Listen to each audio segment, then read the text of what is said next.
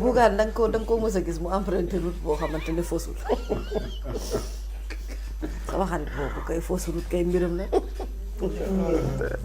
Bougane di ko dalee ci opération topp tàkk bu fi toog lii route bu mu jëlee route bu fausse la xam nga man Bougane. Bougane mooy nit koo xam ne c'est-à-dire Bougane. c'est le seul personnage politique. boo xamante ni mënumaa énervé wala yow seetlu woo lool ci man ba tey parce que Bougane man j'ai du mal à lui accorder du sérieux xaw ma nag moom ak am na keneen ku may xaw a def noonu Pape Djibril Fall c'est pareil te Khadim a raison de dire que Ousmane Sonko du leen tontu déedéet parce que Ousmane Sonko tontu généralisé la leen di may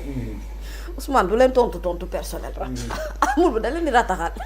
day profiter ci benn occasion ñamal leen tuuti ñoom ñëpp ñu daw xataraayu bu nu paree coow li daal di jeex mais cette fois-ci nag je pense que Bougane j'aurais conseillé à Bougane Gueye Dany bu fekkonte ni am na kenn ku mën a wax ak Bougane pour muy dégg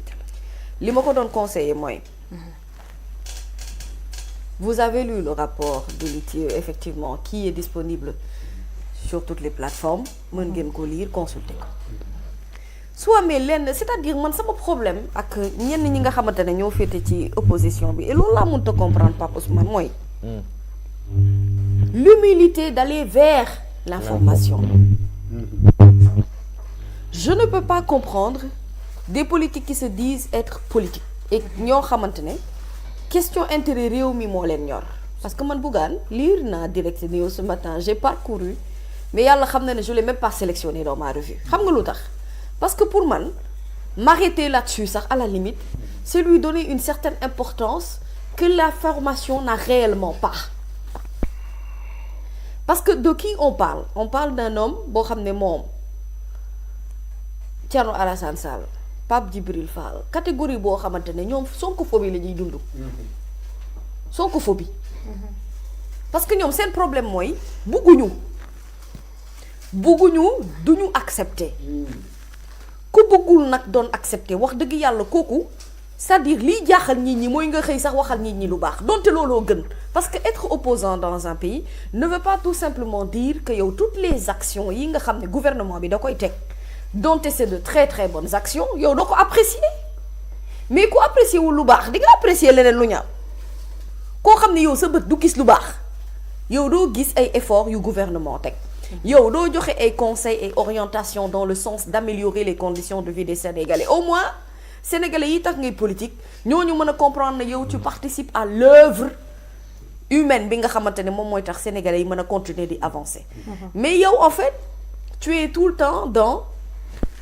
c'est-à-dire même pas une mauvaise information mais tu vas vers yow sa problème mooy naka lay def ba gouvernement bi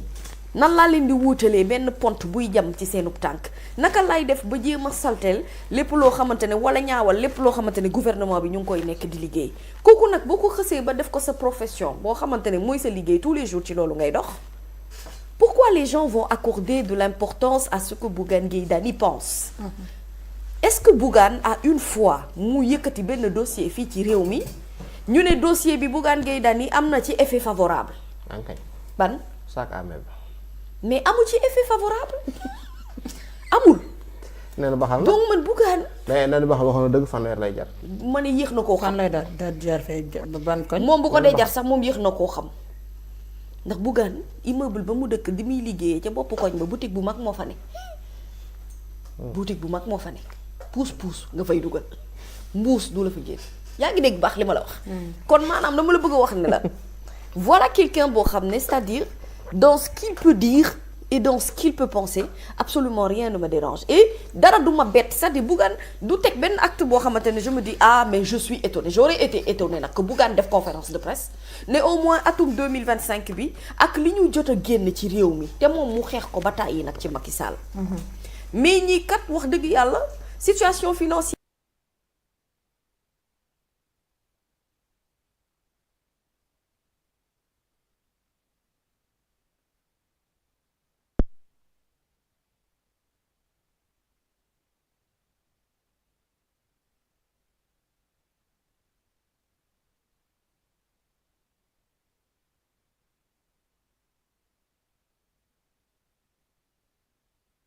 qu'il peut dire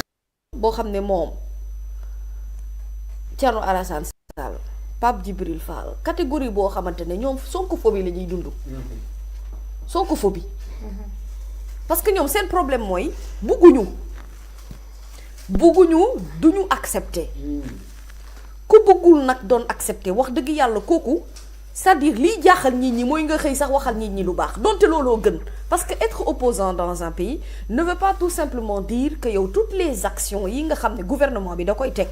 donte c'est de très très bonnes actions yow doo ko apprécier mais ku apprécier wul lu baax di nga apprécier leneen lu ñaaw koo xam ne yow sa bët du gis lu baax yow doo gis ay efforts yu gouvernement teg yow doo joxe ay conseils et orientations dans le sens d'améliorer les conditions de vie des Sénégalais au moins Sénégalais yi tax ngay politique ñooñu mën a comprendre ne yow tu participes à l'œuvre humaine bi nga xamante ne moom mooy tax Sénégalais yi mën a continuer di avancer mais yow en fait tu es tout le temps dans c'est-à-dire même pas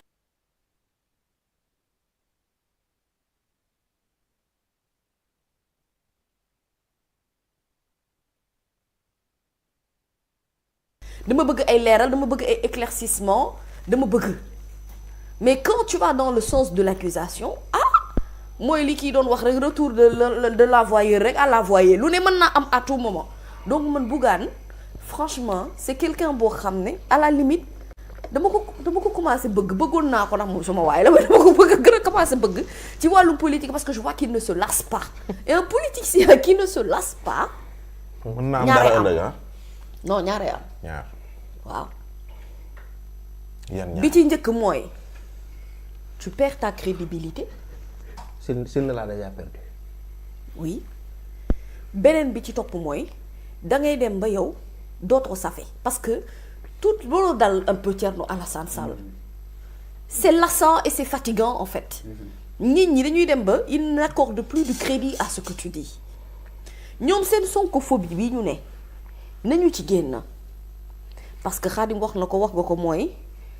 mbir mi sax dafa dépasser ay questions de nawle quand vous ne boxez pas dans la même catégorie en termes de politique niveau stratégie bokku leen yéen ay termes de référence bokku leen fu ngeen di gisee bokku leen maanaam yéen lii seen approche ci wàllum politique et ma question est Bougane en tant que gëm sa bopp lay jàmbaar approche politique am lan la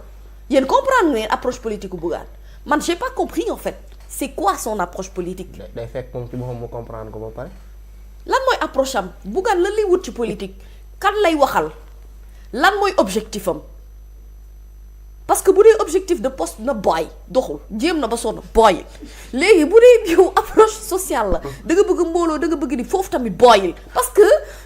li muy dugg en fait c'est des débats qui ne sont pas les vraies questions qu'il faut se poser en politique c'est pour ça que Ousmane Sonko di leen wax ne y a pas d'opposants au Sénégal c'est pas parce que eux ils sont existants c'est parce qu'ils n'ont pas aujourd'hui les possibilités ñu maintenir le débat politique à un niveau supérieur parce que ñi ñuy seetaan ci boppam dépassé nañ leen politiquement parlant et les questions d'intérêt ne sont pas les mêmes c'est-à-dire intérêt sénégalais bi yeewu ak intérêt Bougane bi yeewu est-ce que benn la tant que yow tu ne peux pas te mesurer à ce que yow maanaam li ngay dew di wuti ji ci nit ñi nga comprendre nit ñi li ñu soxla ak yow hauteur ak dimension intellectuelle bi ñu bëgg yow nga am ko ak générosité ba de cœur bi nga xamante ne mooy wane ne parce que nit mën nga ko sax bañ a bëgg ci ay jëfam wala ba comportement nit ki ci boppam maanaam jëmm ji bañ laa neex mais nga nangul ko ni au moins il y a des acquis yoo xamante ne teg na ko fi man je ne vois aucun opposant au Sénégal yoo xam ne ay mesures gën na ci askan wi ñu génn applaudir ne bravo parce que pour ñoom bu boobaa da élément de faiblesse la ci ñoom dañuy jàpp ne kon ils ont perdu quelque chose c'est là où ils n'ont pas compris kon parce qu'en réalité bu dee ci wàllum politique am na ñoo xam ne politique ñoru leen xam nga ku leen ñor Ousmane la ñu bëgg point léegi yow boo dindee Ousmane point lu des ci wàllum politique Sénégal non boo dindee Ousmane Sonko point nga dindi ko kese mooy ne maanaam man je n'aime pas la politique ça ne m'intéresse pas débat politique ñoruma yaa ngi dégg ça fait parce que ça nous a retardé pendant des années les Sénégalais sont traumatisés par cette forme de faire de la politique on est lassé et fatigué par cette forme de faire de la politique léegi qu'est-ce qu'on veut on veut des technocrates qu'est-ce qu'on veut on veut des cadres dans le vrai sens du terme on veut l'élite sénégalaise est-ce que xam nga chinois yi lan lañ ñu rawee chinois yi ñun débat yi ñu nekk nii nekkuñu ci jamono bii ñu toll ba démb ñu ngi doon relancer seen enseignement supérieur quand ils doivent choisir un chef d'État ils choisissent dans l'élite et pas n'importe qui ne élite ci classe boobu nga xamante ne yow war nañu mën a juger ne yow war nañ ñun Sénégal nag war nañu mën a toll nag foo xam ne dañuy juger ñu lan mooy suñu élite politique qui doit être politicien qui doit être chargé de mouvement et ce koo xamante ne ASC sax war ñu la ko dox non seulement dañ lay fal ba pare dañuy choisir ba pare mais dañ lay gunge dañ lay accompagner foofu la ñu les asiatiques rawee. du ñu sunu parce que moroom ñoom élan bi ñu nekk mooy xam nañ ni l'intérêt de tous ci la intérêt ñëpp la. non parce que xam nga ñoom problème bi xam nga lan la ñoom ils sont dans le culte du savoir ñun on est dans le culte du suivisme du ñu benn ñun xalaatuñu xam-xam de xooluñu ban porte la ñuy jaar pour sàkku xam-xam ñun nous sommes dans le fanatisme en fait ñun nous sommes dans le suivisme parfois on ne veut pas l'accepter mais on est dans le larbinisme absolument. te loolu ça pose problème dans un pays qui veut se développer moo tax ma delluwaat ci suma li mu leen doon wax développement du question solo bu rafet de tali yu rafet non mentalité la mindset. c'est la façon de penser en fait tu crois que des politiciens comme moi j'en vois aujourd'hui qui se disent être politiques tu crois que eux là peuvent nous conduire dans le développement je suis désolée mais non on ne peut pas passer notre temps ñun toute notre vie à régler les problèmes de Pape Djibril Fall un Bougane et un Thierno Alassane Sall ils nous apportent quoi en fait à part le débat politique lan lañ ñu indil lan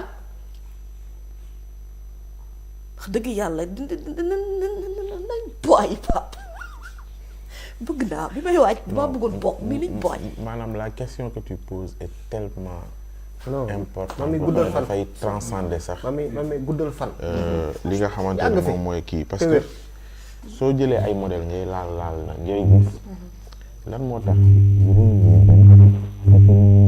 ni ngay laal ci kii am na ay modèle yu marché bu baax nga koy xool sax jaarul sax ci école supérieure seetlu rek ñun suñu soo koy laal day jeex rek